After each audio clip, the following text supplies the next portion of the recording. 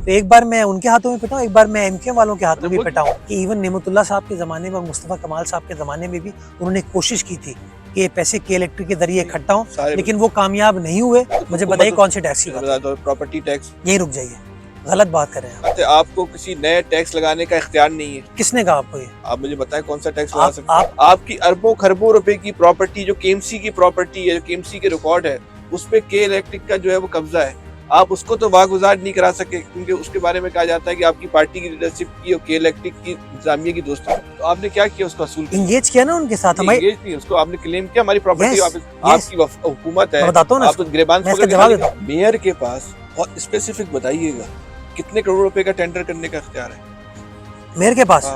Mayor जितने amount का tender कर सकता है वो कर सकता है। तो भाई एक मेयर के हाथ पैर बांध दे और उसके बोलने कि तू अपनी कलेक्शन किसने रोका एमयूसीटी कलेक्ट करने से? आप जैसा बाइख्तियार आदमी जो ये काम नहीं कर सका के इलेक्ट्रिक से। मैंने कर लिया था, मुझे अदालत ने रोका। अदालत के सामने तो मेरी नजरें झुक जाती हैं, हाथ पैर बंधे जाते हैं। अगर रोड टूटी हुई है आप अदालत से नहीं पूछेंगे, आप मेयर से पूछेंगे। कोई सिंध गवर्नमेंट से इख्तियारात का रोना रो रहा है, कोई भी अदालत से इख्तियारात का रोना रो रहा है। रोना सब रो रहे हैं, आप भी इख्तियार का रोना रो रहे हैं अदालत से। आप सिंध हुकूमत से नहीं। मैं इख्तियारात करूँ ना, मैं आपको एक जमीनी हकाइक बता रहा हूँ। 5,000 रुपए लेते हैं। मान लें कि कराची की तरक्की जो है वो अदालत के फैसले से रुक गई। मैं बिल्कुल ये समझता हूँ। ये शहर ने पूरा पाकिस्तान खड़ा किया और खुद शहर बैठा हुआ है। कुछ तो पीपल्स पार्टी से भी गलतियां हुई हैं। आज तक तो लोग जो है वो पीपल्स पार्टी को ही जालिम समझते आए, लेकिन आपकी गुफ्तगू से तो लग रहा है कि पीपल्स पार्टी मजलूम है, उसके साथ जो है वो शहर में जुल्म हुआ। ये तो बिल्कुल एक नई कहानी आज आपने बहस से शहर में शुरू कर दी है। फैसले मेरा मानना ये इस इंटरव्यू के बाद मेरा मानना ये है कि जो मजलूम है उसको कहना चाहिए। अच्छा, पीपल्स पार्टी मजलूम है? जो मजलूम है, अगर मैं समझता हूँ बहुत सारी जगहों पे हमारे साथ ज्यादती हुई है। पीपल्स पार्टी के 100% ज्यादती हुई है। हमारे लोगों को मार दिया गया। आपकी पीपल्स पार्टी के साथ ज्यादती हुई, लोग इस बात को कबूल करेंगे? बीबी शहीद को शहीद कर दिया गया। कारसाज पे 150 हमारे कारकुनान शहीद हो गए। ये कोई ज्यादती नहीं है, ये कोई ज्यादती नहीं है। या इन्फ्लुएंस करके उस हक को निचोड़ा गया पीपल्स पार्टी का। यस। फैसल भाई आप मुझे बताइए, फैसल भाई आप क्या जेन्युइनली समझते हैं कि पीपल्स पार्टी का? ये तो दुनिया पीपल्स पार्टी पे लगा रही है इल्जाम के पीपल्स पार्टी ने सबका छीन लिया। मैं इसका जवाब आज आप नहीं कहानी जो आपने इल्जाम इस वक्त तहरीक इंसाफ पे लगाया है ना, वो इल्जाम तहरीक इंसाफ ने इस ज़मनी इलेक्शन पे आपको लगाया। अगर मौलवी महमूद आमिर लियाकत मरहूम की सीट से जीत जाता है तो इलेक्शन फेयर है, लेकिन अगर लियारी से पीपल्स पार्टी जीत जाती है तो वहां पे धांधली हुई। किसने? एस्टेब्लिशमेंट ने की थी आपके साथ। ये हकीकत है कि जो जिस दिन इलेक्शन हुआ उस दिन रात को जो गवर्नर हाउस में पीपल्स पार्टी और एमक्यूएम के मुज़ाकरात हो रहे थे, उस मुज़ाकरात में एमक्यूएम को ये ऑफर की गई थी कि आप बाइकआउट नहीं करें, 70 सीटें ले लें। मैं सिंधी हूँ, उर्दू बोलने वाला सिंधी हूँ। अच्छा, आप सिंधी हैं? मैं उर्दू बोलने वाला सिंधी। अच्छा, बिल्कुल। मैं आपको तरफ से माजिद समझ कराची वालों को हक नहीं है कि वो सरकारी नौकरी करें, दूसरे लोग 100% हक है। मैं समझता हूँ नहीं आ रहा। इस वक्त केएमसी का एडमिनिस्ट्रेटर जो है वो सिंधी बोलने वाला है, उर्दू बोलने वाला है। डॉक्टर सैफ उर्दू बोलने वाले हैं। तो फिर हम ये समझ लें कि उर्दू बोलने वालों को दुश्मन उर्दू बोलने वाला ही है। तारीख तो यही बताती है। कराची में 14 साल में पीपल्स पार्टी ने किसी एक कराची के शहरी की नौकरी नहीं दी। आप बताएं दी? 100% दी। ये कितने शहरियों को, शहर का डोमिसाइल रखने वालों को? बहुत सारे। इस वक्त तो सूरत हाल ये है कि एमक्यूएम के सिटिंग एमपीएस हैं, उनके घर वाले उसके अंदर अपॉइंट हुए। कराची में 14 साल में पीपल्स पार्टी एक कतरा पानी नहीं ला सकी। इसके ऊपर पानी के ऊपर एक ऐसी चीज है जिसपे मैं तनकीद को बिल्कुल एक्सेप्ट करूंगा। 14 साल में आप आखिर 1 महीने 2, 4, 6 महीने में 200-400 बसें चला के आप समझते हैं आपने शहर के ट्रांसपोर्ट का मसला हल कर दिया? मैंने दुनिया का बदकिस्मत शहर है जो आपके बकौल कि मास ट्रांजिट पे था, ये चिंकी पे मुंतकिल हुआ है। ये सोच नहीं, बिल्कुल सही है। मैं कभी किसी गलत चीज को डिफेंड नहीं करता। बच्चा भाई, आप एक तालीम याफ्ता आदमी है, एक पढ़े लिखे, आप समझते हैं इस शहर में केसीआर चल सकती है? नहीं, वो वाली केसीआर नहीं, गुलजार साहब वाली केसीआर नहीं। खुदा ना खास्ता का जिम्मेदार वो तमाम लोग हैं जो कराची के ऊपर बराजमान थे, उनसे पूछना चाहिए। 14 साल से मैं नहीं हूँ भाई, जिनके पास मैंडेट तो उनसे पूछे उन्होंने क्या किया है। वो हमारे इत्तेहादी रहे, कभी नून लीग के इत्तेहादी रहे, कभी पीटीआई के इत्तेहादी रहे, कभी परवेज मुशर्रफ के इत्तेहादी रहे, हमारे जमात इस्लामी वाले, उनसे पूछे। अच्छा, इख्तियारात आपके पास थे, उतने इख्तियारात वसीम अख्तर के पास थे। 100%। वो भी करोड़ों रुपए के टेंडर कर सकते थे। फिर फर्क ये था कि बेहतर थे वसीम अख्तर साहब कि वो इलेक्टेड थे, मैं तो सिलेक्टेड था। कोई बंदा बता दे कि वसीम अख्तर साहब के दौर में काम हुआ। अच्छा, कोई बंदा बता दे तो मैं। तो कहाँ गए पैसे? इसके ऊपर सवाल एमकेएम से भी पूछे, वसीम अख्तर साहब से भी आप पूछे। जिस वक्त इस हुकूमत है, तो जी सिंध कराची में जाली डोमिसाइल पे नौकरियां हुई कुछ हुई हैं जी, बिल्कुल। और आपके जिन इसमें ऐसा लगता है कि आपकी पार्टी ने ना आपको कबूल नहीं किया। एक आपका जुमला है ना, बहुत तारीखी और बहुत मशहूर है शहर में, हर आदमी जो बोलता है कि कराची के अस्पतालों में दुनिया भर से लोग इलाज कराने आते हैं, लेकिन आपकी मार्केटिंग और ब्रांडिंग इतनी कमजोर है कि इस बात जरदारी साहब को मालूम नहीं चली, वो खुद तो अपना इलाज कराने जो दुबई चले गए। जी पूरे सिंध से पूरे सिंध से नहीं, तो पूरे इसका पाकिस्तान, पूरे इसका पाकिस्तान। मतलब ये हुआ कि लाड़काना में अस्पताल नहीं है, बता रहा हूँ जैकबाबाद में नहीं है। मैं इसका जवाब देता हूँ। सर परवेज मुशर्रफ के बारे में कहते हैं कि वो रात को फोन करके ना उस वक्त के मेयर चाहे मुस्तफा कमाल हो या नेमतुल्लाह खान हो, उनसे पूछा करते थे कराची की उस सड़क का क्या हुआ, उस मंसूबे का क्या हुआ। कभी बिलावल साहब ने कॉल किया आपको कराची के मंसूबों के लिए? कभी आपने उनको कराची के मंसूबों के लिए परेशान देखा? अच्छा आप मतलब एक बात ये बताएं, पीपल्स पार्टी की हुकूमत 14 साल हो गए, कितने साल और पीपल्स पार्टी की हुकूमत रहे तो कराची के मसाइल हल हो जाएंगे? तो आपके अपने लोग इस दहशतगर्दी के इल्जाम में उठे, आपकी मरकजी लीडरशिप इल्जाम में उठी दहशतगर्दों को इलाज कराने के। कौन डॉक्टर आसिम की बात कर रहे हैं? मुख्तसर इमरान खान ने जो मुहिम चलाई रियासती इदारों के खिलाफ, आपके ख्याल में कराची के लोग अगर चलाते तो उनके साथ वही सलूक होता जो इमरान खान के साथ हो रहा है? इमरान खान को आम माफी मिल सकती थी, आप समझते हैं अल्ताफ हुसैन को मिलनी चाहिए?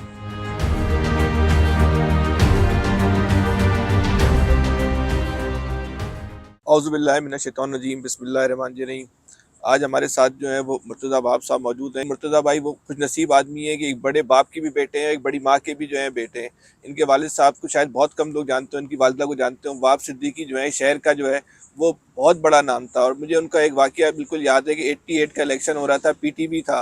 तो जब पीटीवी में जो इस तरह आज तो चैनल में इलेक्शन के दिन तजिया निगार बैठते हैं, तो पीटीवी बहुत देखा जाता था क्योंकि एक ही चैनल था। तो उस वक्त किसी पंजाब के एक साफ़ी ने कहा कि पूरे मुल्क के जो लोग हैं वो कौमी बुनियादों पर जो है वो वोट दे रहे हैं, लेकिन ये कराची के अंदर जो है वो लसानी बुनियादों पर वोट दिया जा रहा है। तो उस वक्त जो है वहाब सिद्दीकी साहब का एक जुमला था जो बहुत मशहूर हुआ था, जो उन्होंने उन साफ़ी की बात पर जवाबन कहा था कि कराची के लोगों के वोटों को आप लसानी बुनियादों पर ना देखें, बल्कि यहाँ के लोग भी जो है वो अपना फैसला शऊरी बुनियादों पर जो है कर रहे हैं। तो उस जुमले से जो है वहाब सिद्दीकी साहब को जो है वो बहुत शोहरत मिली थी। अपने वक्त के जो है वो बहुत बड़े जो है वो दानिश्वर थे, इस शहर का एक असासा थे, लेकिन वो वक्त से पहले चले गए। इनकी वालदा जो है वो फौजिया वाइब साहबा जो है उनको तो यकीनन मौजूदा नस्ल सारी जानती है। इस शहर का एक सियासी हवालों से जो है वो बहुत बड़ा जो नाम है।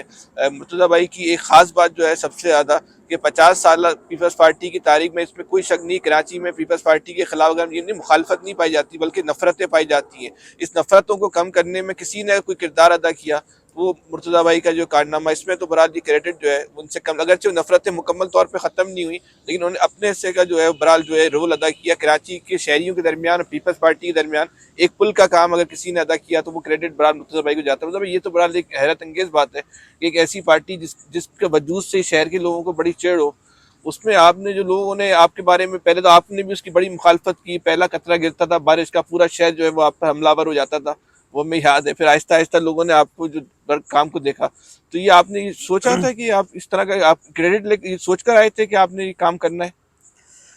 सबसे पहले तो फैसल भाई शुक्रगुजार हूँ कि आपने अपनी इब्तदाइया में जो मेरे वालिद साहब के लिए गुफ्तगू की।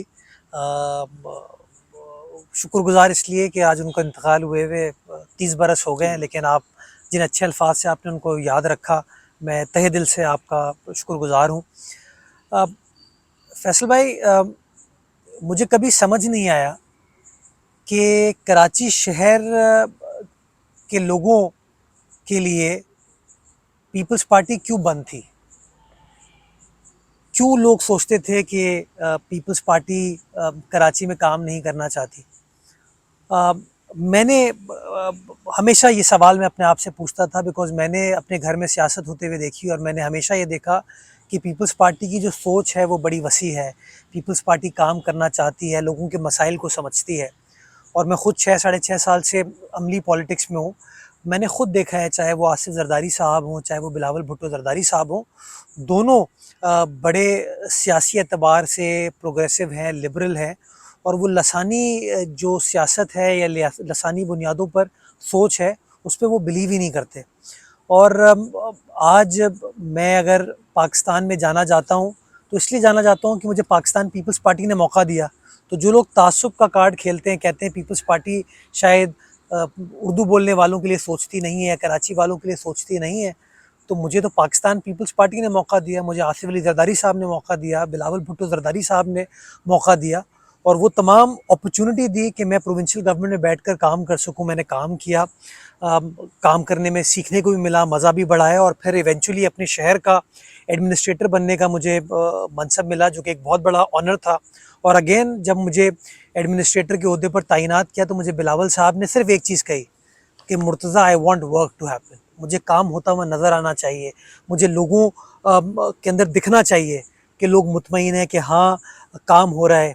और मैंने कोशिश यही की कि जब इस ओहदे पर बराजमान हुआ कि काम लोगों को होता हुआ नज़र आए, जगह जगह खुद मौजूद हूँ, लोगों से बड़ी गालियाँ भी खाएं, बुरा भला भी सुना, लेकिन लोगों ने इवेंचुअली देखा और मवाजना किया कि कुछ लोग हैं जो मनफी सियासत करते हैं, जो सिर्फ तनकीद की सियासत करते हैं, और एक तरफ उन्होंने मुझे देखा कि मैं अमली तौर पर काम करता हुआ नज़र आ रहा था, और मुझे मेरी पार्टी ने बैक किया, मेरे चेयरमैन ने बैक किया, जिसकी वजह से मुझे अल्हम्दुलिल्लाह अपने शहर की खिदमत करने का मौका मिला, और लोगों ने प्यार मोहब्बत का इजहार किया, जिसके लिए मैं तहे दिल से उनका शुक्रगुजार हूँ। और मैं उम्मीद करता हूँ कि जो बेहतरी का सिलसिला है, काम का सिलसिला है, वो इसी तरीके से शहर कराची में जारी व सारी रहेगा। पीपल्स पार्टी भी काम करके दिखाएगी, और कराची वाले भी देखेंगे कि पीपल्स पार्टी काम करी, और वो पीपल्स पार्टी को काम करने का मज़ीद मौका देंगे। इस सवाल पे तो हम आगे चल के गुफ्तगू करते हैं जो आप बात कर रहे हैं। पहले तो आप ये बताएं, बचपन में एक इंसान है ख्वाब देखता है, हर बच्चा ख्वाब देखता है कि मैं तरक्की करूंगा, ये बनूंगा। आपने भी अपने बचपन में जो है ना ख्वाब देखे होंगे, आप बाबा शहर तक के मनसब पे पहुंचे, सिंध हुकूमत की जो है वो आप जो है तर्जमान है, वजीर कानून, इतनी सी उम्र में इतने आपने ओहदे, तो आपने जो ख्वाब देखे थे पूरे आपको हासिल हो गए, कुछ ख्वाब रह गए? मैंने फैसल भाई ख्वाब देखा था क्रिकेट खेलने का। अच्छा। मैं बड़ा शौकीन था, आज भी शौकीन हूँ क्रिकेट खेलने का, और क्रिकेट से बड़ा लगाव था। तो शुरू में तो सिर्फ यही सोचता था क्रिकेट खेलूँगा, वो ख्वाब था, लेकिन तो वो किसी क्लब क्रिकेट खेली आपने? जी जी, मैं अपने कौन से क्लब से खेली? मैंने जी एक तो अपने स्कूल की इंटर स्कूल क्रिकेट खेली है, मैं अपने स्कूल का BVS का कप्तान था। अच्छा। फिर मैंने गवर्नमेंट कॉमर्स कॉलेज से इंटर कॉलेज क्रिकेट खेली है। 1998-99 में हनीफ मोहम्मद साहब को PCB सिंध का इंचार्ज बनाया गया था, तो उन्होंने कराची की टीम बनाई थी। मार्शल लॉ लगने से कुछ अरसे पहले की बात है, तो मैं कराची अंडर 16 की जो टीम बनी थी उसके अंदर भी सेलेक्ट हो गया था। लेकिन बस फिर वक्त ऐसा हुआ कि पढ़ाई और खेल कूद जो है वो साथ नहीं चल पाई। वालदा ने बड़ा सपोर्ट किया, बट वालदा ने कहा यार पढ़ाई इज़ एक्सट्रीमली इम्पॉर्टेंट। तो फिर मैं दोनों चीज़ों को साथ लेकर चल नहीं पाया, और फिर किताबों का ज़्यादा रुख हो गया और बल्ला और गेंद को छोड़ना पड़ा। तो ख्वाब तो असल वो क्रिकेट का था कि पाकिस्तान की मैं टोपी पहनूंगा, लेकिन शायद तकदीर को कुछ और मंजूर था। तकदीर ने दूसरा मौका दिया कि मुशीर बन सकूं, वज़ीर बन सकूं, सेनेट का रुकन बन सकूं, कराची का मैं एडमिनिस्ट्रेटर बन सकूं। कराची वालों को टोपी वोपी तो पहनाई तो नहीं है आपने? मेरे नाक़िदीन कहते हैं कि मैं टोपियां पहनाता हूँ लोगों को। अच्छा। जब मैं कोई चीज़ बयान करता हूँ तो लोग कहते हैं कि टोपी पहना रहा है, झूठ बोल रहा है। कुछ लोग तारीफ़ भी करते हैं कि नहीं बड़ा अच्छा काम हुआ।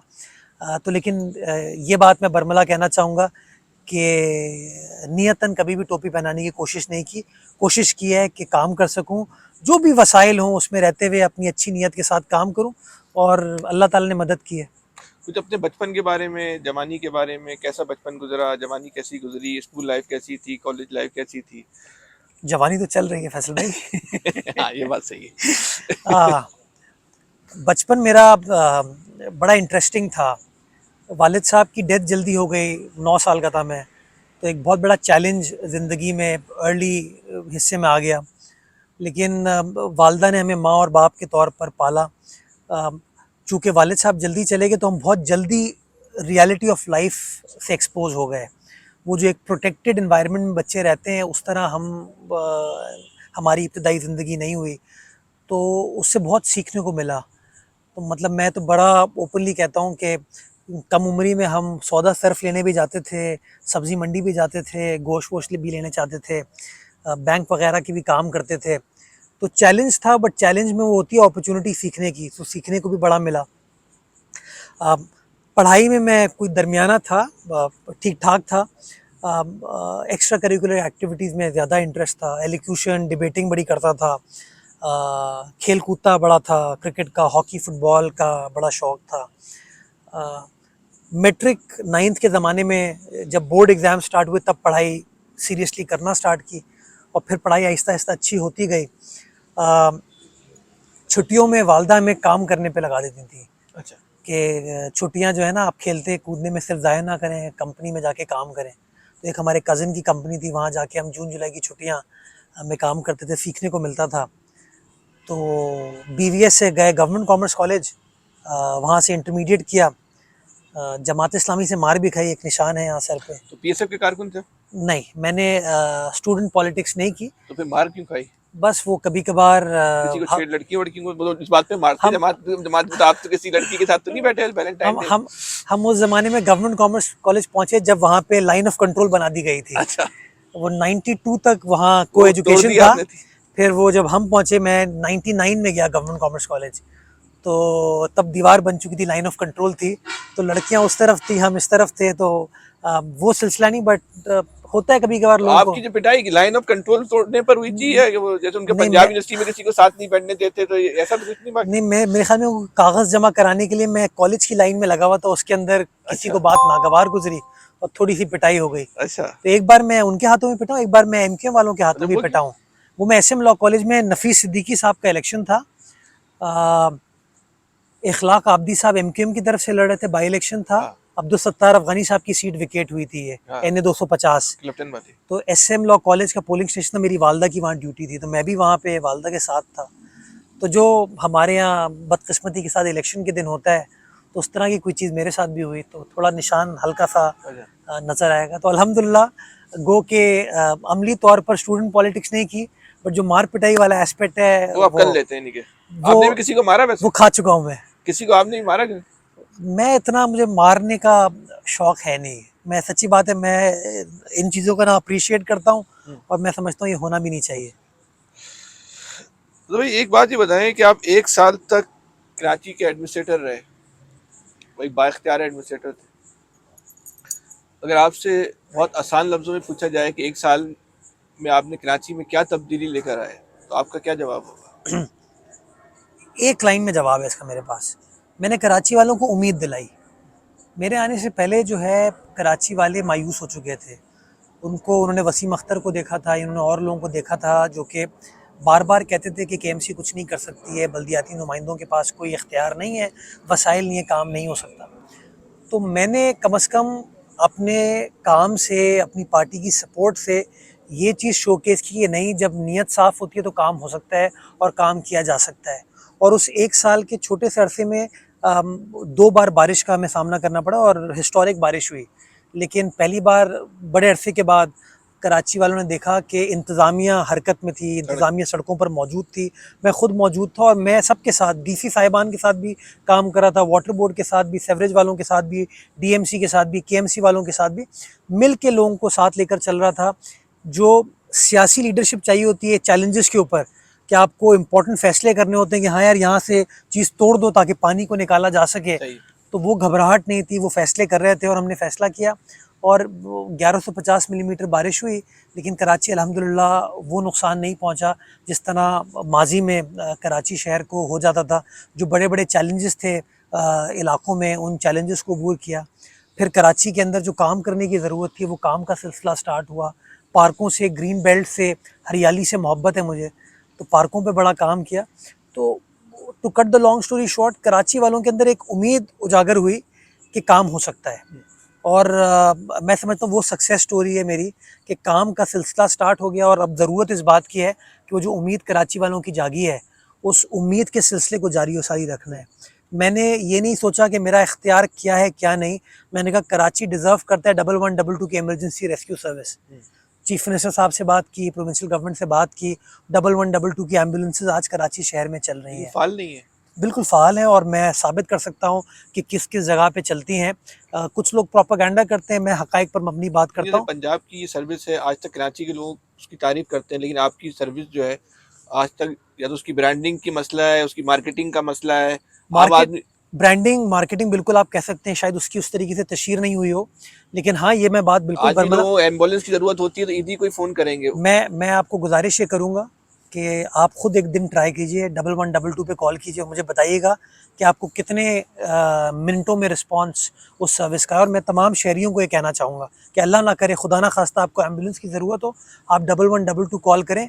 हम जो इस वक्त काम करें, वो डेटा हमारे पास है कि 9 से 12 से 13 मिनट के अंदर आपकी एम्बुलेंस पहुंच जाती है, जिसके अंदर वेंटिलेटर भी लगा हुआ है, पैरामेडिकल स्टाफ भी है, कंप्लीट लाइफ सपोर्ट के साथ आपको एक जगह से दूसरी जगह मुंतकिल किया जा सकता है। बसेस के ऊपर तनकीद होती थी, हमने उवैस शाह साहब के ज़माने में बसों का अप्रूवल कराया, शजील मेमन साहब के ज़माने में बसें आ गई, आज बसें आपको चलती हुई नज़र आ रही हैं, नई बसेस आ गई हैं। लड़कियों के लिए, ख़वातीन के लिए पिंक बस सर्विस स्टार्ट कर दी है। इलेक्ट्रिक बसेस भी शहर के अंदर, पाकिस्तान का पहला शहर है कराची जहाँ इलेक्ट्रिक बस स्टार्ट हो गई है। ईदी लाइन को चला दिया है, ग्रीन लाइन चल रही है। रेड लाइन के ऊपर गो के बड़ी तनकीद हो रही है, काम सुस्त रवि का शिकार है, लेकिन काम स्टार्ट हो गया। तो ये जो काम का सिलसिला स्टार्ट हुआ है ना फैसल भाई, वो इम्पोर्टेंट चीज़ है कि हमने इस चक्कर में नहीं पड़े यार कि कौन मुझसे दफ्तर में मिलने आएगा। मैंने अपनी अना का मसला नहीं बनाया, मैंने कहा जी इस शहर के मसले को हल करने के लिए जहाँ जाने की ज़रूरत है जाओ। और मैं शुक्रगुजार हूँ अपनी पार्टी के चेयरमैन का, बिलावल साहब का, कि बिलावल साहब ने एब्सोल्यूट सपोर्ट की, चीफ मिनिस्टर साहब का एब्सोल्यूट सपोर्ट की, वज़ीर बल्दियात का नासिर शाह साहब का, कि उन्होंने कहा नहीं जी काम होता हुआ नज़र आना चाहिए, काम होना चाहिए, और वो काम हुआ। अपना कोई स्टेट ऑफ आर्ट मनसूबा बताएं जिसको आप कह सकें भाई मेरा प्रोजेक्ट जो है स्टेट ऑफ आर्ट है। स्टेट ऑफ द आर्ट मैं आपको गुजारिश करूँगा आप बैतुल मुकर्रम चलें, और जो 1122 का हमने कमांड एंड कंट्रोल रूम बनाया है उसको जाके आप देखिए, और आपको अंदाज़ा हो जाएगा कि किस तरीके से टेक्नोलॉजी को इस्तेमाल किया जा रहा है, कैसा ज़बरदस्त इंफ्रास्ट्रक्चर वहाँ पर हमने बिठाया है।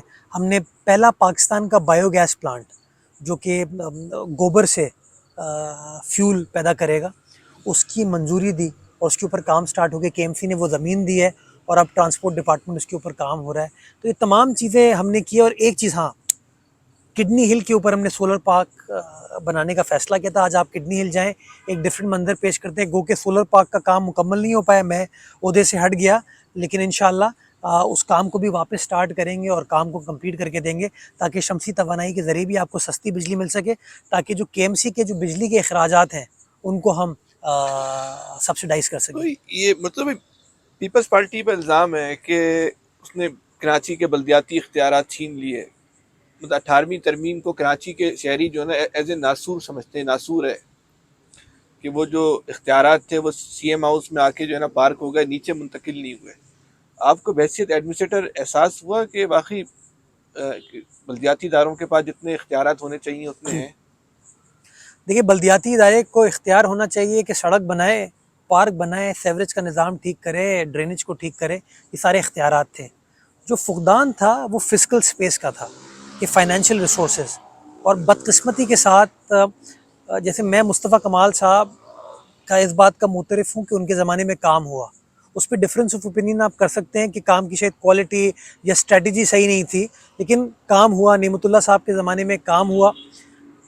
लेकिन कभी भी किसी मेयर ने ये नहीं सोचा कि आप बल्दियाती इदारे की फ़िज़िकल स्ट्रेंथ को कैसे बेहतर बनाएंगे। जैसे मैं बताता हूँ, मुस्तफ़ा कमाल साहब के ज़माने में उन्होंने शायद गालिबन 1 महीने के अंदर वाटर बोर्ड में 6000 बंदे भर्ती किए थे, लेकिन उन्होंने कभी ये नहीं सोचा कि वाटर बोर्ड को मैं फाइनेंशियली कैसे एम्पावर करूँगा, कि रिकवरी का निज़ाम कैसे होगा। केएमसी में हज़ारों बंदों को भर्ती कर दिया गया मुख्तलिफ अदवार में, लेकिन कभी केएमसी के लिए ये नहीं सोचा गया कि वो खुद कैसे पैसे इकट्ठा करेगा। तो असल जो फुकदान था वो आपके जो म्यूनसिपल टैक्सेस है ना, उसके बारे में कभी इन्होंने सोचा ही नहीं। वो तो मुस्तफ़ा कमाल के दौर में लगा था। मुस्तफ़ा कमाल साहब के दौर में लगा, कलेक्ट होना शुरू हुआ, लेकिन बदकिस्मती के साथ ना उनके दौर में सही तरीके से इकट्ठा हुआ, ना वसीम अख्तर साहब के दौर में इकट्ठा हुआ। वसीम अख्तर साहब के आखिरी जो 4 साल थे उसमें 20 से 21 करोड़ रुपए साल का इकट्ठा होता था। 4.5 करोड़ रुपए उस कंपनी को दे दिया जाता था जो कि इकट्ठा करती थी। केएमसी के अकाउंट में 16 करोड़ रुपए आते थे। अब आप मुझे बताइए, आप 16 करोड़ रुपए अगर म्यूनसिपल टैक्स इकट्ठा करेंगे तो आप कराची की सड़कें बना सकते हैं? नहीं बना सकते। तो कभी भी इन लोगों ने ये नहीं सोचा कि अपने वसाइल को कैसे बेहतर करें।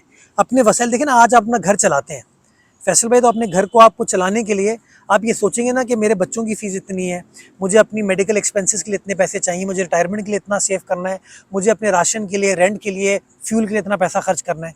जितना आपके अखराजात होंगे, आपका टारगेट ये होगा कि आपकी आमदनी उससे थोड़ी सी ज़्यादा हो। आमदनी के ऊपर आप हमेशा फोकस करेंगे। कभी भी हमारे बल्दियाती निज़ाम ने आमदनी के ऊपर फोकस नहीं किया, उन्होंने कहा अखराजात के ऊपर।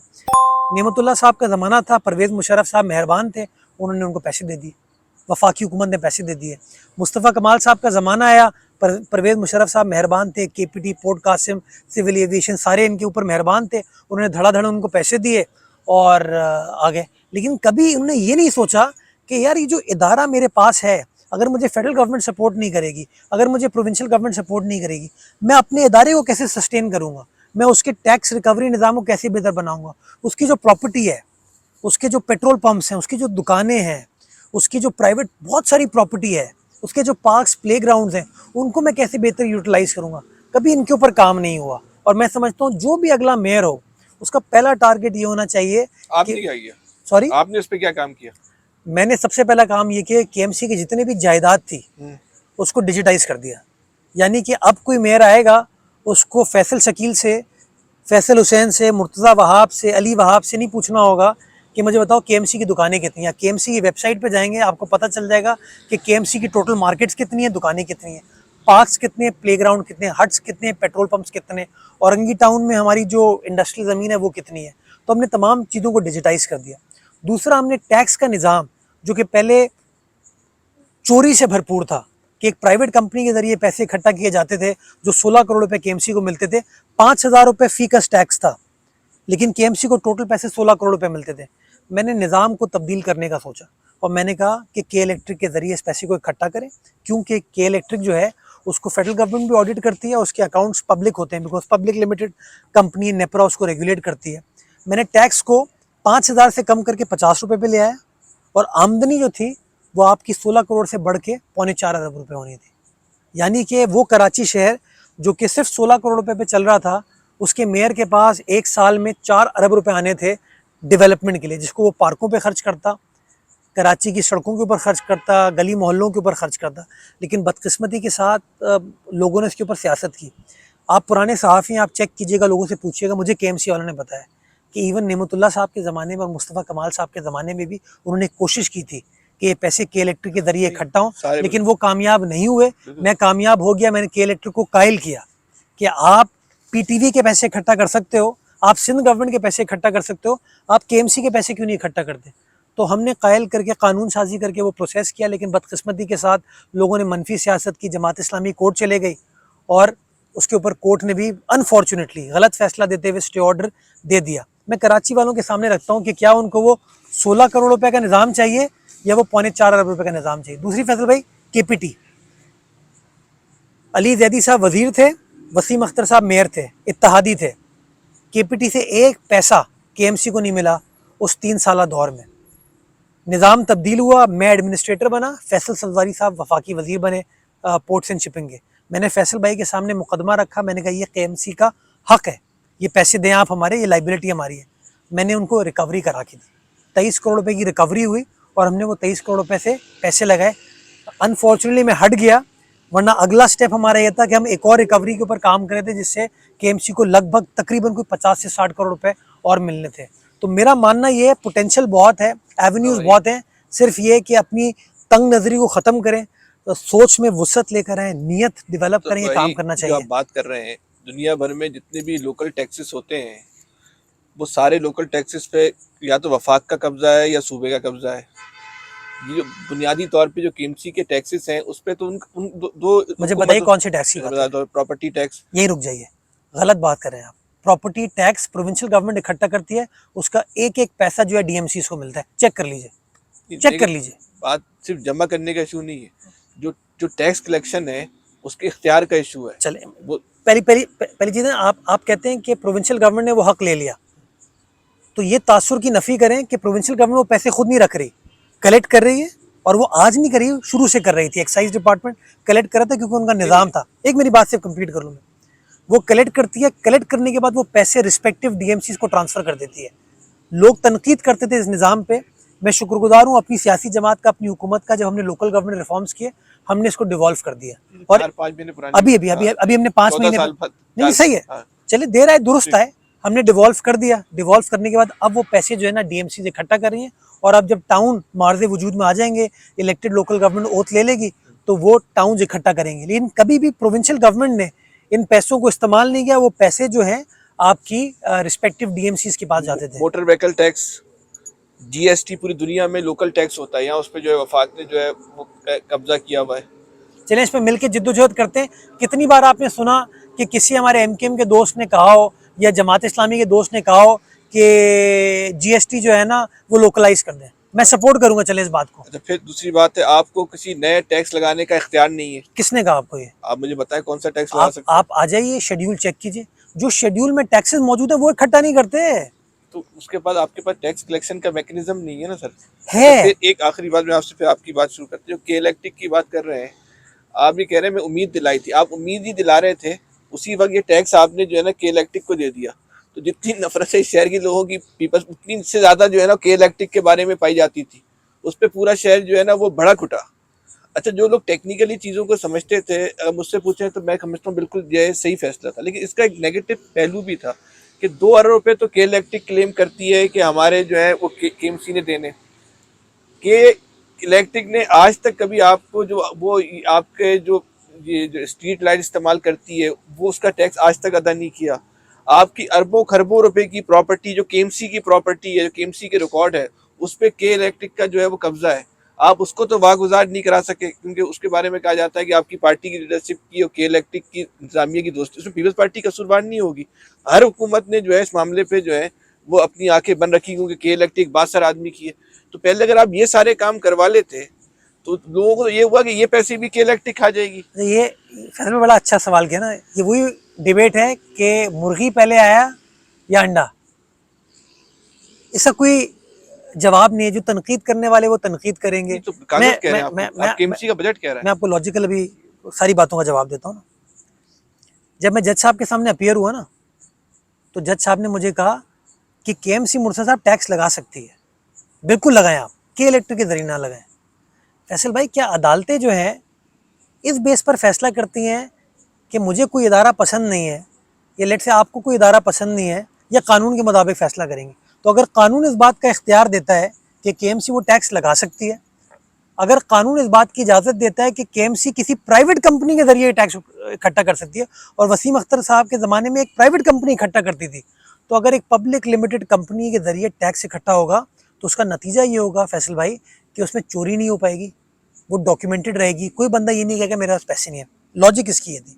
अब आपने कहा कि केएमसी और के इलेक्ट्रिक के जो तनाज़े हैं, मैंने उसके ऊपर भी उनके साथ इंगेज किया। आपने प्रॉपर्टी की बात की ना, एलेंडर हाउस वो प्रॉपर्टी है शाहीन कॉम्प्लेक्स में। वो एलेंडर हाउस उनके पास आज से नहीं है, जब कराची इलेक्ट्रिक सप्लाई कॉरपोरेशन थी उस ज़माने से उनके पास चला रहा है। यानी कि आप मेरी पार्टी को या मेरी सियासी जमात नहीं, मैं बता रहा हूँ कि वो एक जमनी सवाल कर रहा हूँ। जो आप बोल रहे हैं ना कि मैंने अपनी स्टेट प्रॉपर्टी थी उसको कंप्यूटराइज किया, तो उस कंप्यूटराइज में आपने इसको एलेंडर रोड की प्रॉपर्टी को डाला है। एलेंडर रोड की प्रॉपर्टी पे हमारा क्लेम है, हमारी प्रॉपर्टी है। हम आज भी कहते हैं हमारी प्रॉपर्टी है। वो उनके सारे जितने भी स्टेशन बने हुए हैं वो सब केएमसी की लैंड पे बने हुए। वो बिल्कुल सही है। जो खंबे हैं वो भी इस पे लगे हुए हैं। मैं आपको एक और चीज़ बताता हूँ कि जब इनिशियली के इलेक्ट्रिक वाले, चूंकि उनको पता था कि उसके ऊपर मनफी सियासत होगी, तो वो कह रहे थे कि हम टैक्स इकट्ठा आपके लिए नहीं करेंगे। तो मैंने उनको बताया, मैं कहा ये नहीं हो सकता कि शहर मेरा इस्तेमाल करो, मेरी सड़कें इस्तेमाल करो, मेरी फुटपाथ इस्तेमाल करो, लेकिन जब मैं कहूँ कि मेरे टैक्स इकट्ठा करो तो मुझे आप मना कर दो। तो ये बात आपकी बिल्कुल दुरुस्त है। हमारी जायदाद है, हमारी प्रॉपर्टी है वो, लेकिन अगेन आपको असर्ट करना पड़ेगा ना ये चीज़। कोई धरना देने से तो ये मसला हल नहीं होगा। तो आपने क्या किया उसका असूल? इंगेज किया ना उनके साथ। हमारी इंगेज नहीं, उसको आपने क्लेम किया हमारी प्रॉपर्टी आपकी हुकूमत है। बताता हूँ ना, आप तो गिरबान मैं इसका जवाब देता हूँ। के इलेक्ट्रिक मौजूद सुप्रीम कोर्ट के सामने गई, सुप्रीम कोर्ट ने फैसला किया हुआ है। उस सुप्रीम कोर्ट के सामने मेरे ज़माने में केएमसी का वकील अपीयर हुआ, उसने कहा जी सिर्फ के इलेक्ट्रिक के वाजिबात नहीं है हमारी तरफ, हमारे वाजिबात भी हैं। 2 अरब। सुप्रीम कोर्ट ने कहा आप रेकनसाइल करें, और सेक्रेटरी एनर्जी को हिदायत दी कि सेक्रेटरी एनर्जी आर्बिट्रेटर का किरदार अदा करेगा, के इलेक्ट्रिक केएमसी अपने अपने वाजिबात उसके सामने लेके जाएगी। ये मेरे दौर में पेशरफ्त हुई। आज वो रेकन्सिलिएशन का एक प्रोसेस चल रहा है। प्रोसेस स्टार्ट तो किया ना। जो लोग बड़ी बड़ी बातें करते हैं उनके दौर में कभी कुछ नहीं हुआ। कम से कम हम टेबल पे आके बैठे तो सही, हमने बताया कि केएमसी के क्या क्या इख्तियारात हैं। और मैं बार बार लोगों को ये कहता हूँ कि जो ये कहते हैं ना कि इख्तियारात नहीं है, सारे इख्तियारात हैं। आज आपको सड़क बनानी है आप बना सकते हैं, आपको अंडरपास बनाना है बना सकते हैं, ब्रिज बनानी है आप बना सकते हैं। असल चीज़ ये माली तौर पर। अभी बड़ा अहम सवाल है, मेयर के पास बहुत स्पेसिफिक बताइएगा कितने करोड़ रुपए का टेंडर करने का इख्तियार है मेयर के पास? मेयर जितने अमाउंट का टेंडर कर सकता है वो कर सकता है। आपने केएमसी के दौर में कितने अमाउंट का बड़ा टेंडर किया? मैंने सबसे बड़ा टेंडर किया 850 मिलियन का। केएमसी से? केएमसी से 850 मिलियन। मछली चौक से कैनप की सड़क नहीं, वो क्लिक ने बनाया है। केएमसी ने, एग्जीक्यूटिंग एजेंसी केएमसी है। उसकी अप्रूवल किसने दी? सिंध हमने- गवर्नमेंट ने दी। मैंने सिंध गवर्नमेंट नहीं, केएमसी मेरे नहीं, अप्रूवल से हुआ है। आपने तो फिर उसकी अप्रूवल सिंध गवर्नमेंट से पहले ली ना। नहीं, नहीं। सिंध गवर्नमेंट ने सिर्फ आपको फंडिंग अरेंज करके दी, वो फंडिंग आ गई क्लिक के पास, उसकी टेंडरिंग आ गई ना नहीं क्लिक नहीं के पास। एक मिनट, टेंडरिंग किसने की? किससे? केएमसी ने की। एग्जीक्यूशन किसने की? केएमसी क्लिक ने। करेगी, केएमसी डीजीटीएस। हाँ। सर वो शबीर हसन साहब थे डीजी टेक्निकल, उनके जमाने में टेंडरिंग हुई। आज अजहर शाह साहब है, वो उसको लुक आफ्टर करें, आप जाके चेक कर सर सकते मैं हैं। आपको बताऊंगा, हमने सिटी गवर्नमेंट का ना पूरा सिस्टम बहुत करीब से देखा। उस वक्त के नाजिम को या दोनों नाजिम उसको भी माइनस कर दे, उनके जो जमाने के एडमिनिस्ट्रेटर थे ना, उनको भी अपने किसी मंसूबे के लिए सिंध गवर्नमेंट को देखना नहीं पड़ता था। क्यों? KMC का वसाइल थे ना उनके पास। मैं वो कह रहा हूँ ना भाई, देखिए अगर आपको फेडरल गवर्नमेंट फंडिंग दे रही है, नहीं, SLGO जो है, SLGO मेयर कराची को कितने करोड़ रुपए का टेंडर करने की कोई इजाजत है? रिस्ट्रिक्शन है ही नहीं। डिस्ट्रिक्ट एडीपी जो है ना, डिस्ट्रिक्ट एडीपी जहाँ मुझे प्रोविंशियल गवर्नमेंट से पैसे मिलेंगे, हाँ। उस पर 2 करोड़ रुपए की पाबंदी है। हाँ। लेकिन जो मैं अपने वसाइल को यूज करके जाऊंगा उस पर ऊपर कोई पाबंदी नहीं है। आपके तो वसाइल ही नहीं है। बस यही तो मैं बोल रहा हूँ, मैंने लोन हासिल करके हाँ। 85 करोड़ रुपए कर लिया ना। अगर मैं आज अपने MUCT के जरिए 4 अरब रुपए इकट्ठा करूंगा तो मुझे कौन रोक रहा है टेंडर करने से? नहीं तो जो तो ये तो नहीं हो सकता, ये तो नहीं हो सकता फैसल भाई कि मैं पैसे खुद इकट्ठा ना करूं, ठीक है, और फिर मैं कहूं कि मैं याशी भी करूंगा।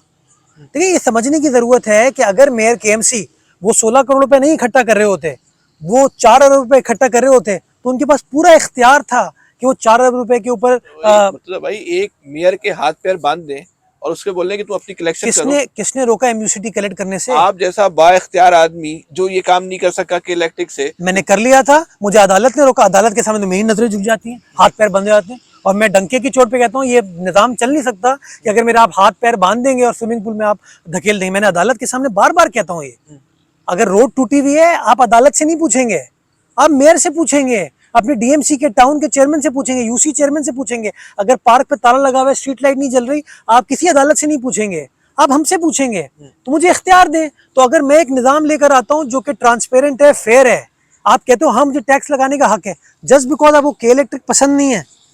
यानी कि मुर्तजा भाई आप ये कह रहे हैं कि मेयर हो या एडमिनिस्ट्रेटर हो, कोई सिंध गवर्नमेंट से इख्तियारात का रोना रो रहा है, कोई भी अदालत से इख्तियारात का रोना रो रहा है, रोना सब रो रहे हैं। आप भी इख्तियार का रोना रो रहे हैं अदालत से, आप सिंध हुकूमत से नहीं रो रहे। मैं इख्तियारात करूँ ना, मैं आपको एक ज़मीनी हक़ाइक़ बता रहा हूँ। देखिए फैसल भाई, इसको नाम दे रहे हैं आप जमीनी, बिल्कुल। बात तो इख्तियार की रोना रो रहे इख्तियार हैं। नहीं, देखिए मैं बहसीत कानून के तालिब इल्म के समझता हूँ हर इदारे को अपनी हुदूद और क़ुयूद में काम करना अच्छा। चाहिए।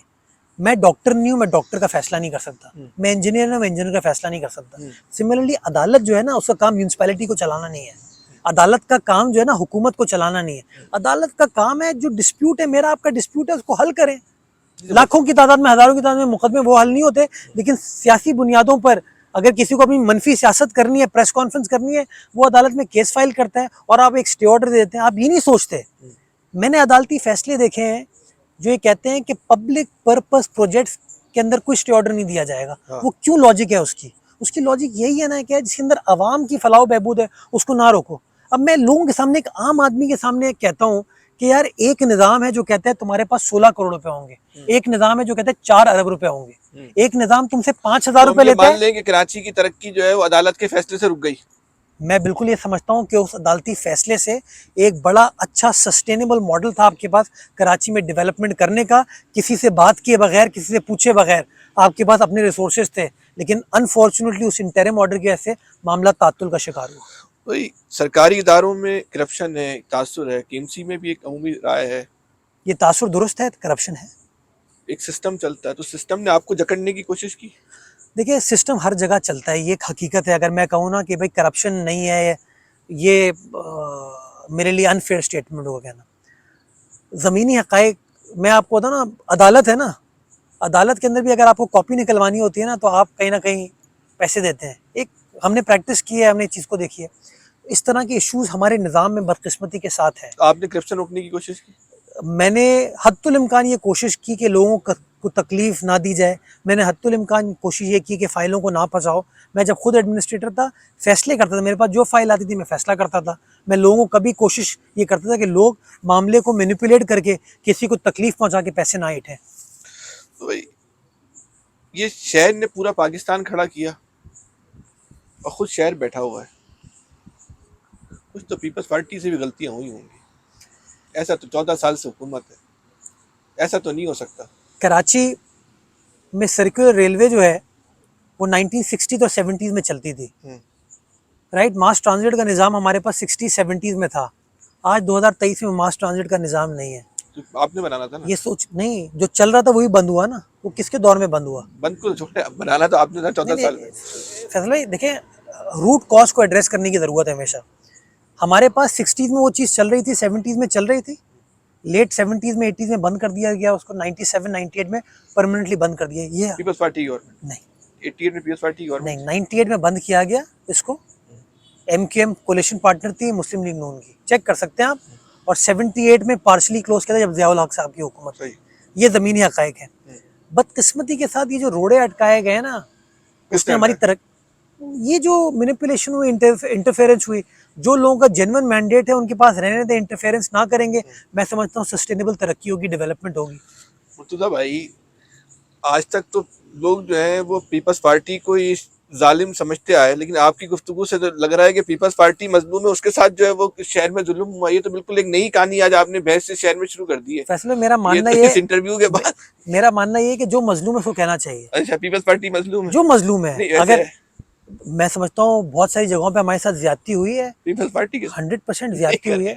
हमारे लोगों को मार दिया गया। यदि आपकी पीपल्स पार्टी के साथ ज्यादती हुई, लोग इस बात को कबूल करेंगे? अच्छा, वो कोई ना करे, कोई कर ले, उससे मेरा पॉइंट ऑफ व्यू तो चेंज नहीं होगा ना। मैं तो अपना पॉइंट ऑफ व्यू, इतना हक तो है मेरे ऊपर कि अगर पीपल्स पार्टी के बानी चेयरमैन को फांसी दे दी गई तो ये ज्यादती नहीं है।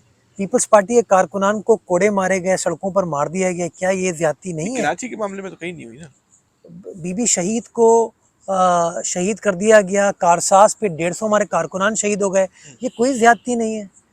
ये कोई ज्यादती नहीं है। हमारा जो वोटों का हक था इस शहर के अंदर, वो जेरीमेंडरिंग करके या इन्फ्लुएंस करके उस हक को निचोड़ा गया। पीपल्स पार्टी का यस।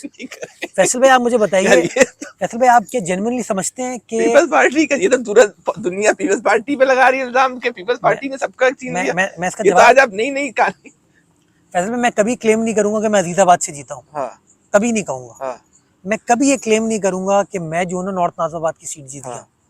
लेकिन लियारी से क्या आप मानते हैं कि शकूर शाह जेन्युइनली जीता था? बल्ला जेन्युइनली जीता था? जेन्युइनली मानते हैं आप? ये बात दुरुस्त नहीं है। कुछ ज़मीनी हक़ाइक़ माने। सही है। हकीम बलोच साहब जो कि कंटिन्यूटी के साथ जीतते आ रहे हैं, पूरा मलिर डिस्ट्रिक्ट में 5 MP थे, 5 हम जीत गए। एक MNA की सीट पे 700-800 वोटों से बंदे को हरवा दिया गया। ये जेन्युइन चीज़ थी। नतीजा क्या हुआ कि अभी बाई इलेक्शन हुआ, मलिर की सीट पे इमरान खान साहब खड़े हुए थे, हकीम बलोच साहब खड़े हुए थे।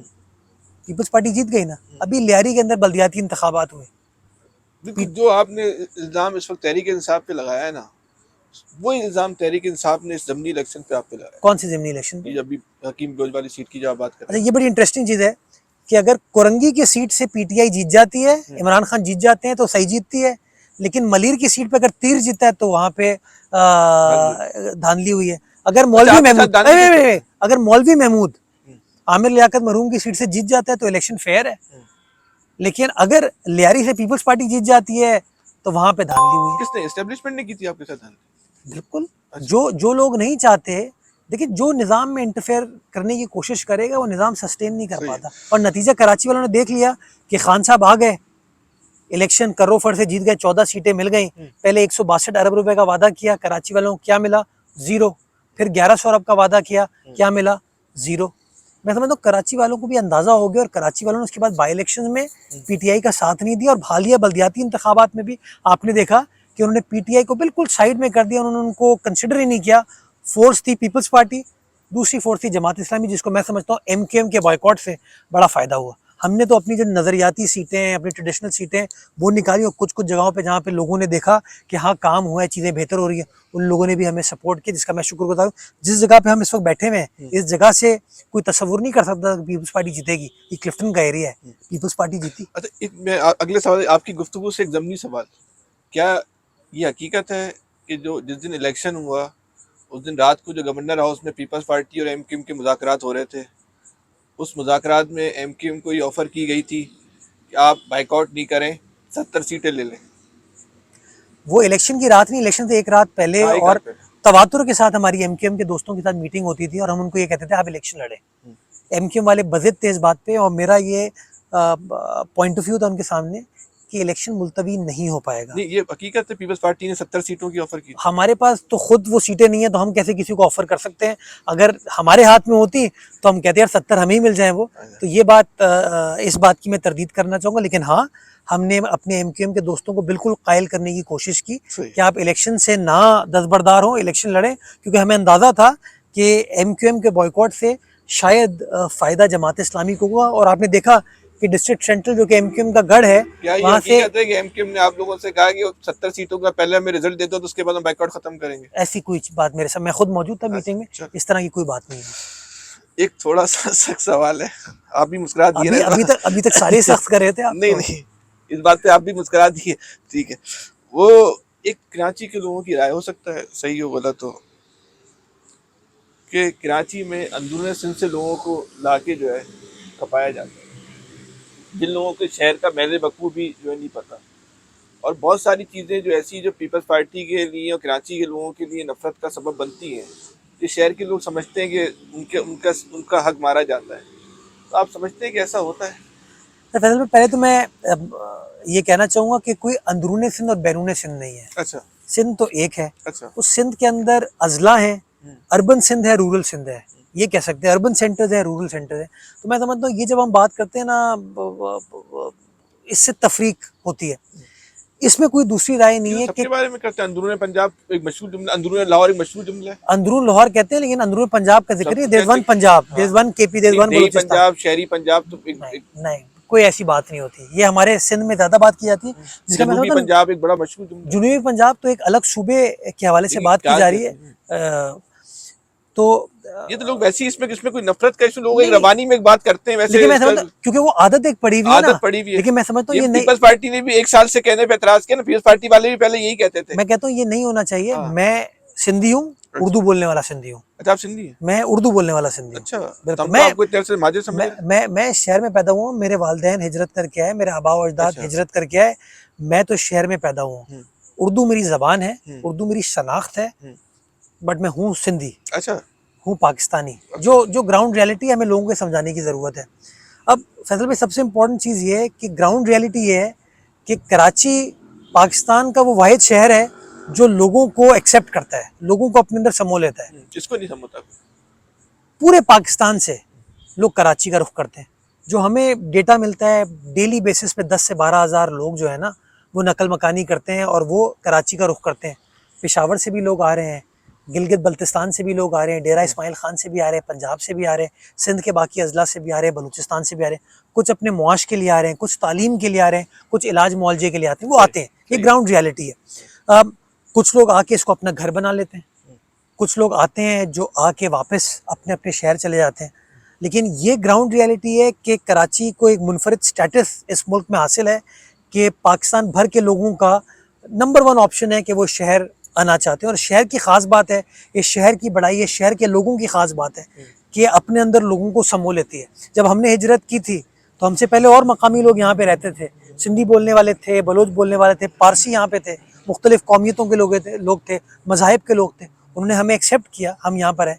तो इस शहर की इसका एक कल्चर मुख्तलिफ है, जिसकी वजह से पाकिस्तान भर से आज भी लोग आते हैं। अब वो लोग आके अगर इसको अपना घर बना लेते हैं और यहाँ रहते हैं, उनकी आने वाली नस्लें यहाँ पे पैदा हो रही हैं, बच्चे यहाँ पैदा हो रहे हैं, उनका एक मुख्तलिफ स्टेटस है। अगर कोई शख्स जो लीगली नहीं है, जैसे अफगान बहुत सारे लोग हैं जो वो तो सही है, लेकिन इस बुनियाद पे कराची वालों को हक नहीं है कि वो सरकारी नौकरी करें, दूसरे लोग 100% हक है। मैं समझता हूँ नहीं आ रहा ना,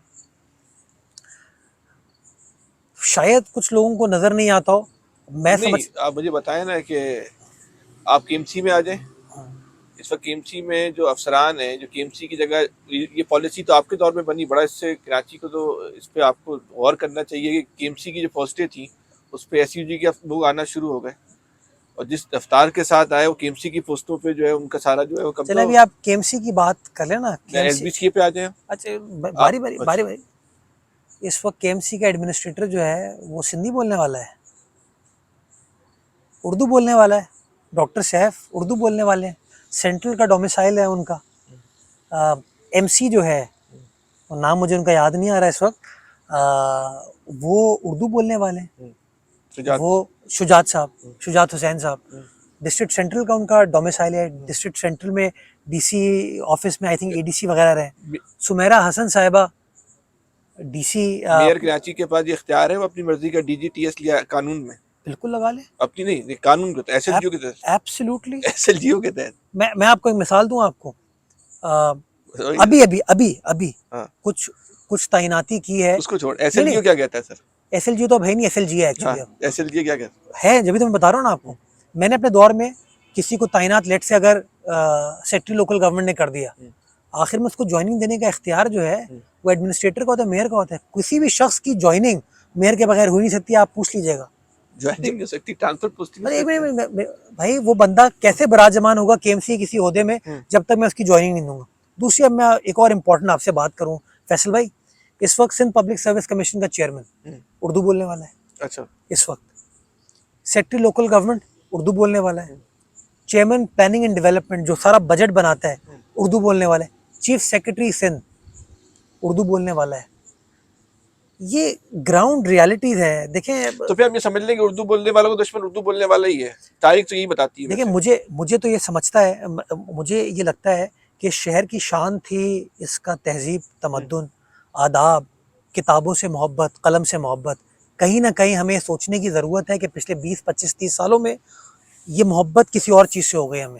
हमें एक बार फिर, मैं एक नौजवान सियासी कारकुन के तौर पे मैं ये कहना चाहूँगा, एक बार फिर हमें किताबों को अपनाने की ज़रूरत है, उस हुनर को अपनाने की ज़रूरत है जो कि हमारी आबा व अजदाद का फीचर था, उनकी शख्सियत का। जो इल्ज़ामात पीपल्स पार्टी पे हम शुरू होते हैं, कराची में 14 साल में पीपल्स पार्टी ने किसी एक कराची के शहरी की नौकरी नहीं दी, आप बताएं दी? 100% दी। ये कितने शहरियों को, इस शहर का डोमिसाइल रखने वालों को? बहुत सारे। इस वक्त तो सूरत हाल ये है कि जिस आदमी ने पंजाब में डोमिसाइल से सीएसएस का इम्तिहान दिया, वहाँ वो फेल हो गया, उसने जाली डोमिसाइल सिंध का बनाया, ये इंक्वायरी आप लोगों के पास आई, वो यहाँ पास हो गया, यहाँ पोस्टिंग पे मौजूद है। मैं इसका जवाब दूं? हाँ। मेरे पास रेडी इन्फॉर्मेशन तो अवेलेबल नहीं है कि 14 सालों में कितनी नौकरियां मिली, लेकिन जो कोटा रिजर्व है ना अर्बन रूरल का, उसके हिसाब से नौकरियां मिली जाती, नंबर 1। नंबर 2, अल्लाह आपका भला करे, उसमें सेंट्रल हो, ईस्ट हो, मलीर हो, साउथ हो, उसके हिसाब से वो तमाम चीज़ें की जाती है। अभी रिसेंट, आपने 14 साल पे ना जाए, सिंध गवर्नमेंट ने टीचर्स को भर्ती किया, तकरीबन 50,000 टीचर्स को IBS सक्खर के जरिए। आप MQM के सिटिंग MPs हैं, उनके घर वाले उसके अंदर अपॉइंट हुए और मेरिट पर हुए हैं। कोई मैं ये नहीं कह रहा कि उस MP ने सिफारिश की हो, वो MP उर्दू बोलने वाले। इल्जाम गलत है, हजारों लोगों को नौकरियां मिली शहर में, बिल्कुल मिली। ठीक है। दूसरा, कराची में 14 साल में पीपल्स पार्टी एक कतरा पानी नहीं ला सकी। इसके ऊपर, पानी के ऊपर एक ऐसी चीज़ है जिसपे मैं तनकीद को बिल्कुल एक्सेप्ट करूंगा कि हाँ, पानी के मसले को जिस तरीके से हमें हल करने की ज़रूरत थी, हम उस तरीके से हल नहीं कर पाए। ये पॉइंट इज़ वेल टेकन, ये तनकीद बिल्कुल जायज़ है कि जिस तरीके से शायद काम करना चाहिए था, उस तरीके से पानी के मसाइल को हम हल नहीं कर पाए। 14 साल में आप आखिर 1 महीने, 2, 4, 6 महीने में 200-400 बसें चला के आप समझते हैं आपने शहर के ट्रांसपोर्ट का मसला हल कर दिया? मैंने दुनिया का बदकिस्मत शहर है जो आपके बकौल कि मास ट्रांजिट पे था, ये चिंकी पे मुंतकिल हुआ है। तो ये सोच रहे, फैसल भाई बिल्कुल सही है। मैं कभी किसी गलत चीज़ को डिफेंड नहीं करता। जैसे मैंने कहा, मैं बसों के ऊपर भी कहता हूँ कि हाँ, हम वो नहीं कर पाए, लेकिन हमने करना शुरू कर दिया, लोगों को बेहतरी नज़र आ रही है कि काम अब हो रहा है। लेकिन फैसल भाई, ये ज़रूर सवाल पूछें और ये कराची वालों को बार बार सोचना चाहिए कि कौन वो लोग थे जिन्होंने कराची सर्किल रेलवे को बंद किया। पहले टेम्परेरीली बंद किया 1978 में, बाद में परमानेंटली बंद किया 1998 में। उनका हिसाब होना चाहिए। सर, वो तो जालिम थे, सफाक थे, बेरहम थे, शहर के कातिल थे। आप तो इस शहर की पार्टी आपने 14 साल में क्या किया? हमने 2016 में KCR को CPEC का हिस्सा बनवाया। मर्तुज़ा भाई, आप एक तालीम याफ्ता आदमी है, एक पढ़े लिखे, आप समझते हैं इस शहर में KCR चल सकती है? नहीं, वो वाली KCR नहीं, गुलजार साहब वाली KCR नहीं, खुदा ना खास्ता। मॉडर्न लाइन से भाई, ऑरेंज लाइन की तरह प्रॉपर मेट्रो सिस्टम। बिल्कुल खुदा ना खास्ता, मैं गुलजार साहब का 1957 वाला कराची की बात नहीं कर रहा, मैं मॉडर्न KCR की बात कर रहा हूँ। 2016 में मुराद अली शाह साहब चीफ मिनिस्टर बने, सीपैक के लिए वो चीन गए, वहाँ पे पूरा एक प्रोफॉर्मा लेके गए, PC1 लेके गए कि ये चीज़ हमें बनाने की ज़रूरत है, उसका अप्रूवल कराया, बाद में एक्निक से अप्रूव कराया।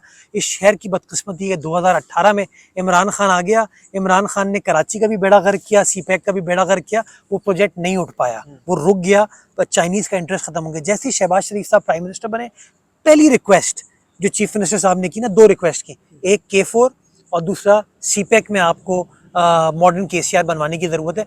दोनों पे हम लगे हुए हैं। तो हम ये कह सकें 14 साल में आपने रिक्वेस्ट कर ली है, रिक्वेस्ट तक पहुंच गए। मैं कभी भी तनकीद को बुरा नहीं समझता, जो हक़ाइक़ हैं वो हक़ाइक़ हैं, जहाँ गलती हुई है वो गलती हुई है, लेकिन उस गलती का जिम्मेदार वो तमाम लोग हैं जो कराची के ऊपर बराजमान थे, उनसे पूछना चाहिए। 14 साल से मैं नहीं हूँ भाई, 2002 में मैं नहीं था, 2005 में मैं नहीं था, 2008 में मैं नहीं था, 2013 में मैं नहीं था। मुझे तो पहली बार कराची शहर से मैंडेट अभी 2023 में मिला है बल्दियाती इंतखाबात में। जिनके पास मैंडेट था उनसे पूछो उन्होंने क्या किया है।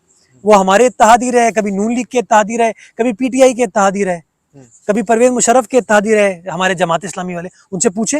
अच्छा, उन्होंने असल नुकसान वो पहुंचाया। तो देखे तो इसका मतलब ये कह सकते हैं कि ये जो कराची के लोग हैं वो अपना असल दुश्मन नहीं पहचान पा रहे। ये आप बिल्कुल सोच सकते हैं, क्योंकि हमारे यहाँ जो हमारे अपने जिन लोगों ने तबाही की है वो कागजात फेंकते हैं, फाइल फेंकते हैं, कभी कहते हैं तुम्हें नौकरी नहीं मिलती, कभी कहते हैं तुम्हारे इख्तियारात किसी ने खा लिए। तो नफरत की सियासत की है, फ़ायदा क्या हुआ उसका? मुझे बताएं, नफरतें बांटने से कोई फ़ायदा होता है? नहीं। लोगों के दिल जोड़ें, लोगों को साथ बिठाएं, उम्मीद दिलाएं, काम होगा, रोजगार मिलेगा, इख्तियारात आपके पास थे उतने इख्तियारात वसीम अख्तर के पास थे। 100%। वो भी करोड़ों रुपए के टेंडर कर सकते थे। फिर फर्क ये था कि बेहतर थे वसीम अख्तर साहब कि वो इलेक्टेड थे, मैं तो सिलेक्टेड था। तो उनके दौर में बिल्कुल शहर के लिए काम नहीं हुआ। अगर कुछ हुआ हो तो वसीम साहब बता दें, आप मुझे बता दें। जिस जगह हम बैठे हैं जिस जगह हम बैठे ना, जिस जगह हम अभी बैठे हैं, ये पार्क है। ये तो आपने बड़ा टेक्निकल सवाल था, मैं कहा आप बताएं ना। आप भी शहरी है ना, हाँ। कोई बंदा बता दे कि वसीम अख्तर साहब के दौर में काम हुआ है। अच्छा, कोई बंदा बता दे तो मैं तो कहाँ गए पैसे वो?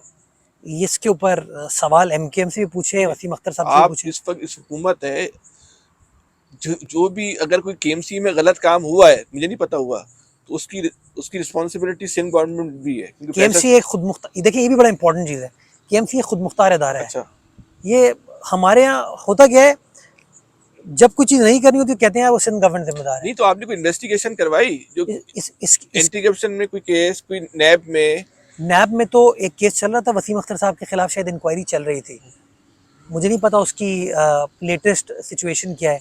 KMC के बहुत सारे अफसरान के खिलाफ जो है नैब के अंदर मुकदमात भी चल रहे हैं और इंक्वायरीज भी चल रही हैं, वो आपको भी पता है, मुझे भी पता है। तो जी सिंध कराची में जाली डोमिसाइल पे नौकरियां हुई, कुछ हुई हैं जी, बिल्कुल। और इसमें? वो हमारी एक इंक्वायरी रिपोर्ट आई थी, हमने कैबिनेट तश्कील दी, उसमें कुछ जगहों पे चीज़ों की निशानदेही हुई। ऐसा लगता है कि आपकी पार्टी ने ना आपको कबूल नहीं किया। मैं अभी जो नया कानून बना है इसमें वाटर बोर्ड का चेयरमैन या स्टीयरिंग कमेटी का चेयरमैन वो मेयर होगा, इसी तरह LDA MDA में उसमें नुमाइंदगी हो गई, SBCA में चेयरमैन होगा। हाँ, मेयर चेयरमैन होगा, चेयरमैन होगा, KDA में चेयरमैन होगा। इख्तियार अगर आपको दे दिया जाता तो ज़्यादा बेहतर काम नहीं कर सकते? मेरे पास समझ लें इख्तियार था, मैं कभी भी, मैं बताऊं आपको, तो ताकत के तौर पे आप कर रहे थे। मैं फैसल भाई मैं बताऊं, मैं कभी ये नहीं सोचता था कि मेरा क्या इख्तियार है क्या नहीं। मैं अपने आप को कहता था कि I am the father of the city. शहर का जो कंट्रोल है ना वो मेरे पास है। I used to assert myself. Police से बात करनी हो पुलिस से बात करूँ, वाटर बोर्ड से बात करनी हो वाटर बोर्ड से काम बात हो जाता था, काम में करता था और काम होता हुआ नजर आता था। और ये जो रिफॉर्म्स है ना, वो कल को लोग तनकीद करते हैं इस बात पे कि यार रिफॉर्म्स उन्होंने मुर्तज़ा वहाब के लिए कर दिए, वैसे नहीं करते। तो हमने वो रिफॉर्म्स कर ली है। जो इलेक्टेड मेयर आएगा उसको इंशाल्लाह ये अमानत मिल जाएगी और फिर उस इलेक्टेड मेयर का काम होगा कि उस अमानत पे खयानत ना करे और डिलीवर करके दे। एक आपका जुमला है ना बहुत तारीखी और बहुत मशहूर है शहर में, हर आदमी जो बोलता है कि कराची के अस्पतालों में दुनिया भर से लोग इलाज कराने आते हैं, लेकिन आपकी मार्केटिंग और ब्रांडिंग इतनी कमजोर है। इस बात जरदारी साहब को मालूम नहीं चली, वो तो अपना इलाज कराने जो दुबई चले गए। जरदारी साहब को अगर पता होता कि मैं बीमार होने वाला हूँ ना तो फिर वो दुबई नहीं जाते। अच्छा। ये बहुत सारे लोग इस बारे में चहमगोइयाँ करते हैं। जलालुद्दीन में जाते हैं किसी सरकारी अस्पताल में तो कोई आपका वजीर आला, मैं वैसे बरमला कह सकता हूँ और आप इसको चेक कराइएगा, वजीर आला सिंध कितनी बार जिन्ना अस्पताल से आगे अपना इलाज कराया है। ये जरदारी साहब इलाज के लिए वहाँ नहीं गए थे, वहाँ जाके बीमार हो गए? वो जरदारी साहब जो हैं 2 बार बीच में बीमार हुए हैं। पहली बार वो अपनी बेटी से, उनका नवासा पैदा हुआ था, बख्तावर बीबी के पास वो गए थे, वहाँ पे उनको कोविड हो गया, ओके। रुक गए। दूसरी बार वो अभी गए, वहाँ पे उनको आँख में प्रॉब्लम हुआ, जिसकी वजह से वो वहाँ पर रुक गए। ये उसका लुब्बे लुबाब है। बाकी वो जब पाकिस्तान में होते हैं, आपने खुद सवाल का जवाब दे दिया कि कराची ज़ियाउद्दीन अस्पताल कोई फ्रांस में या पेरिस में तो नहीं है, कराची शहर के अंदर ही है ना, कराची का ही अस्पताल है। नंबर 1। नंबर 2, जो लोग मुझ पर तनकीद करते हैं, जो मजाक उड़ाते हैं, ये वो मनफी माइंडसेट है जिसको हमें नफ़ी करने की ज़रूरत है। वैसे भाई ग्राउंड रियलिटी है कि NICVD जो है वो इलाज कर रहा है। सिर्फ कराची के बासियों का नहीं, बल्कि सारे पाकिस्तान से शहरी आते हैं। पिछले साल NICVD में सिंध से आते हैं जी, सिंध, पूरे सिंध से पूरे आते सिंध से नहीं, हैं। पूरे पाकिस्तान, पूरे इसका पाकिस्तान। मतलब ये हुआ कि लाड़काना में अस्पताल नहीं है, बता रहा हूँ जैकबाबाद में नहीं है। मैं इसका जवाब देता हूँ। NICVD अल्हम्दुलिल्लाह कराची में भी है, टंडो मोहम्मद खान में भी है, हैदराबाद में भी है, मिट्टी में भी है, सेवन में भी है, खैरपुर में भी है, लाड़काना में भी है, नवाबशाह में भी है, सक्खर में भी है। तो NICVD का जब मैं नाम लेता हूँ ना कि 23 लाख पेशेंट्स ट्रीट हुए हैं, तो NICVD मेन कराची और उसके जो 10 सैटेलाइट सेंटर हैं उसको मिला के मैं बात करता हूँ। जिना अस्पताल का जो साइबर नाइफ फैसिलिटी है, वहाँ पे आज बाहर से लोग आ रहे हैं। चलें, आप अंदरूनी सिंध की जो बार बार बात करते हैं ना, खैरपुर ज़िला है हमारा, खैरपुर ज़िले के अंदर छोटा सा तालका है हमारा गम्बट। गम्बट का जो हमारा गम्बट इंस्टीट्यूट ऑफ मेडिकल साइंस है, वहाँ लिवर, किडनी, कॉर्निया का ट्रांसप्लांट हो रहा है। अमरीकी शहरी अपना अमेरिका छोड़ के पाकिस्तान आई इलाज कराने के लिए, मुफ्त इलाज हो रहा है। बजाय इसके कि हम पाकिस्तानी उस पर फ़ख्र महसूस करें, वो PTI के लोग जिनका काम ही पाकिस्तान को बदनाम करना है, अच्छा उन्होंने ये कहना, मजाक उड़ाना शुरू कर अच्छा, एक बात ये बताएं कि जिस तरह परवेज मुशर्रफ के बारे में कहते हैं कि वो रात को फोन करके ना, उस वक्त के मेयर चाहे मुस्तफ़ा कमाल हो, नेमतुल्ला खान हो, उनसे पूछा करते थे कराची की उस सड़क का क्या हुआ, उस मंसूबे का क्या हुआ। कभी बिलावल साहब ने कॉल किया आपको कराची के मंसूबों के लिए? कभी आपने उनको कराची के मंसूबों के लिए परेशान देखा? बहुत बार बिलावल साहब जी। अच्छा। मैं बारिशों की मिसाल आपको दे सकता हूँ कि रात को लेट नाइट बिलावल साहब का मुझे पैगाम आता था, फ़ोन में बात होती थी कि वो सोशल मीडिया पे चल रही है, फलां प्रॉब्लम है। मैं जाता था और देखने के लिए। चीफ मिनिस्टर साहब रेगुलरली बात करते थे।